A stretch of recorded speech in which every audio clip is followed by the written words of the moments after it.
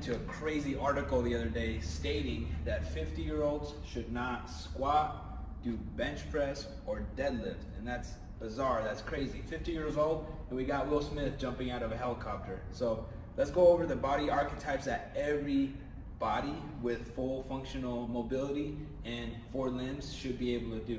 So there's different archetypes. Today we'll cover the squats and the hip hinges. So in order to do a proper squat, keep in mind it's a 3-point hinge movement, or a 3-point focus that we want to really get some mobility on.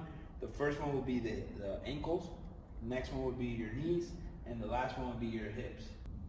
So a lot of people will struggle with keeping and maintaining their core brace, but just keep in mind, if you were to get punched in the belly, you'd want to have a pretty stiff abdominal. So keep that in mind. At the same time, you want to make sure you're breathing. And so when we're doing a proper squat, we want to be able to squat all the way down with full mobility.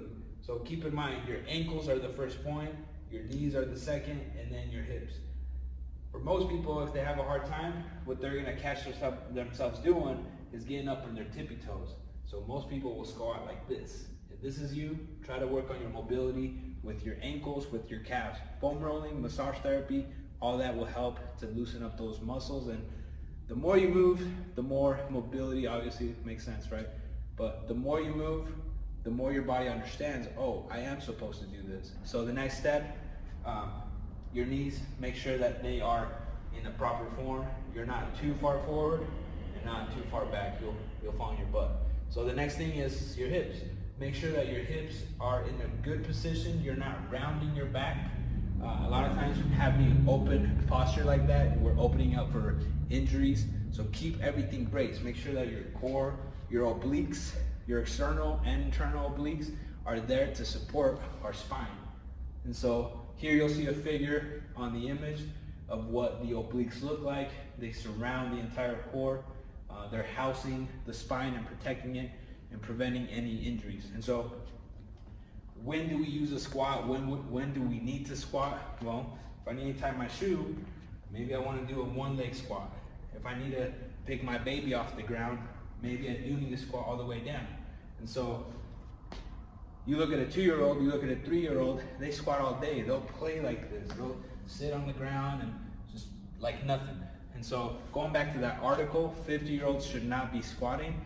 What are you trying to say? Hey, we're supposed to sit on the couch? We're watching Will Smith jump out of the helicopter into the Grand Canyon. We need to keep in mind, our bodies are designed to move. And so our lifestyle, our habits will shape our habitat. Make sure that you're keeping your body in movement. That's our language to the body, letting it know that we want to continue living. If you want to die, sit. Don't do anything. Just lay there, and I guarantee illnesses, weaknesses will become a thing of common for you. It'll become common for you.